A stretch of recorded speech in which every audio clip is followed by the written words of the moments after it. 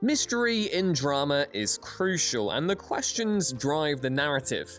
Conflict then drives resolution, and resolution brings satisfaction. So what about the films that do not provide all the answers? And ambiguity poses curiosity. You want to know how I got these scars? Asked the Joker. Well, no we don't. And we don't need to see what Michael Myers was like as a child either. The less we know the better, and that sometimes even goes for the questions we wanted answering. But just because the phrase rings true with movies doesn't mean that filmmakers haven't developed a habit of giving us more info than we ever possibly could have wanted. Was Deckard a replicant? Where did the space jockey originate from? Why was the Highlander immortal?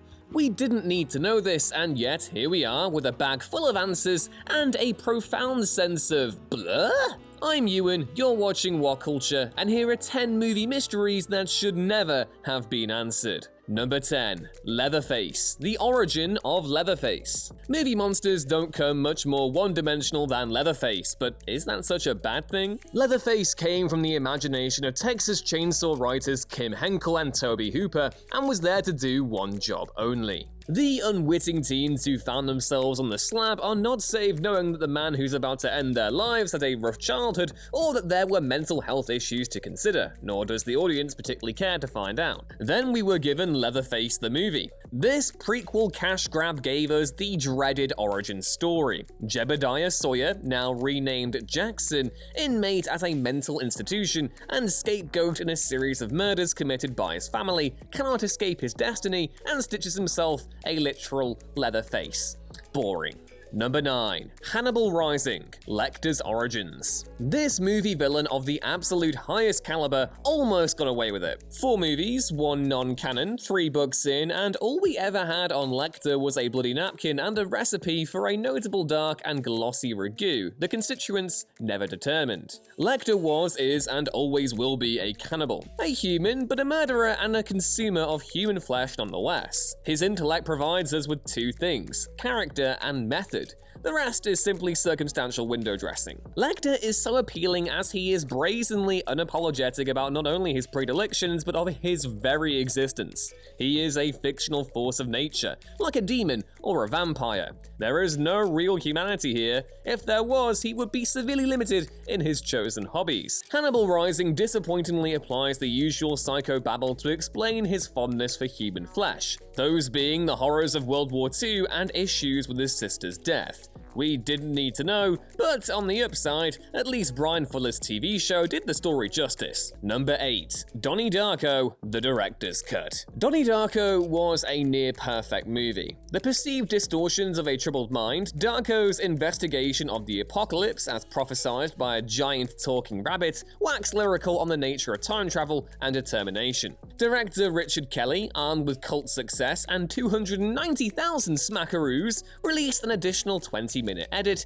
now with pages of the philosophy of time travel, the expositional book, inserted into the film. Attempting to explain the quote-unquote tangent universe as opposed to the primary universe, Kelly implied Donnie had the powers of a living receiver, including telekinesis and premonition. More unnecessary tinkering. Doubling down on his manifesto-like approach to the plot after the original went over the top of several million heads seems like art but came across like vandalism instead. Why couldn't we, like Donnie, follow the clues and make our own interpretation? The worst crime, however, was the removal of the killing moon from the film's intro, placed later in the new cut. Number 7. Dracula Untold. Dracula's origin. There have been more than 200 cinematic versions of Dracula, spanning nearly 100 years. That's a lot of thanks. The ironic legacy of Bram Stoker's creation is Dracula's own immortality. The book contains no origin story. The titular account has just always lived in the castle, but that hasn't stopped other writers from playing fast and loose with his history. When Transylvanian warlord and family man Vlad Dracula, Luke Evans, finds an enemy scout's helmet in a nearby stream, he realizes that war with the Ottoman Turks is imminent. He strikes a deal with a cave-dwelling vampire who grants Vlad vampiric powers for 3 days and nights. Only by drinking human blood will he transform entirely and live as an immortal. Forced to choose between the safety of his family and a deal with the devil, Vlad succumbs to the vampire's curse and a legend is born. Giving Dracula a soul, a family, and a mortality effectively disarms the character and our own desire to fight him, so why do it? It was fine in the Coppola movie, but he wasn't exactly sympathetic there. Here, he's meant to be an anti-hero, and it just doesn't work. Number 6. Revenge of the Sith, Vader's seduction. Look, right, I love me some Star Wars prequels. Okay, maybe not the second, but that's a given. They're a wonderful bundle of fascinating ideas wrapped up in a not so excellently executed package, but it's my Star Wars, and I love them all the same. That is, except for how Revenge of the Sith details Anakin Skywalker's fall to the dark side. In A New Hope, Anakin's conversion is covered in one sentence. Vader was seduced by the dark side of the Force. The fact that he is Luke's father is irrelevant at this point. The link makes little difference to how he was turned. A seduction is also quite specific. This implies that Anakin was tempted. But this is where things kind of go a bit bad. Anakin turns to the dark side because he is tricked by Palpatine. Convert and I will save Padme. Upon his submission, Palpatine admits his ignorance. There is no seduction and no secret is revealed, so why go along with it?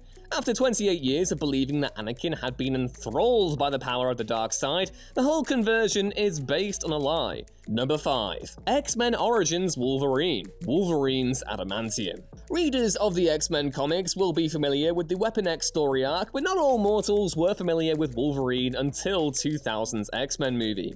The question of his mysterious past not only spurs him on, but also drives the narrative of the main film. It's the question that's compelling yet again, not the answer. The nightmares that Logan suffers, the guilt and rage that drive him, are credible plot devices for the audience and made for great cinema. X-Men Origins Wolverine was a credible attempt to give us some answers, but as David Lynch understood, it's the question that is compelling. We may think we want closure, but the mystery is the addictive aspect of the story. Logan agrees to the adamantium procedure to give him the ability to fight Sabretooth, not because he was, as we were led to believe, an inherently bad person. After his escape from Alakai Lake, Logan is perfectly lucid, stopping at a farmhouse to use the toilet and get a clean shirt, not stricken with amnesia and without agency like Bourne, for example. It's only at the end of the film that a well-placed bullet robs him of his identity, not the horrific effects of the procedure as viewers were once led to believe. Number 4. Blair Witch, The Witch. Blair Witch, the 2016 sequel, had a genius marketing campaign. Trailed simply as The Woods, the film was even endorsed as a quote-unquote nightmare of classic proportions by Time Out over the teaser footage. When the film turned out to be a third film in the Burkittsville saga, fans were thrilled. When the witch made an actual appearance in the film, however, fans were not so thrilled. Like a weird, gangly, stilted banshee, the Blair Witch went from horror enigma to franchise enabler. Exposed, demystified, unveiled, and literally walking around the woods naked like the unwanted offspring of Gollum and an albino giraffe, the Blair Witch's power to induce terror was popped like a balloon, which would have been considerably scarier than the movie itself. Number 3. Prometheus, the Space Jockey. The Space Jockey was the bizarre moniker given to a creature from Ridley Scott's 1979 haunted house in space nerve shredder, Alien.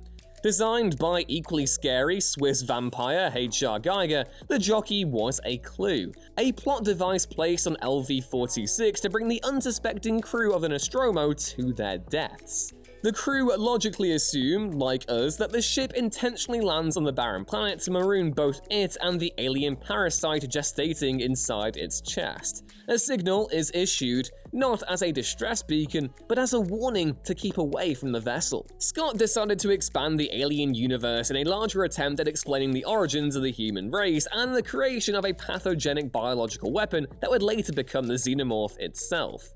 Using the space jockeys, now renamed the Engineers, as the literal creators of worlds, the once perfectly sublime plot device now changed the entire setting of believable world-building corporate mining missions. The decision had one noticeable effect, that of shrinking the universe of the alien and removing the mystery of the eponymous terror, now nothing but an experiment, or even worse, a pet. Number 2. Blade Runner: The Final Cut, Deckard's Humanity. Multiple versions of Blade Runner exist, but there are 3 definitive cuts: the 1982 theatrical cut, featuring a studio-sanctioned narration from Harrison Ford and a happy ending where Deckard and Rachel escape together, the 1992 director's cut with an additional dream sequence minus narration, and the 2007 final cut. No narration, no happy ending, with the unicorn dream sequence and additional previously censored violence. The insertion of the dream sequence appeared to finally answer the question.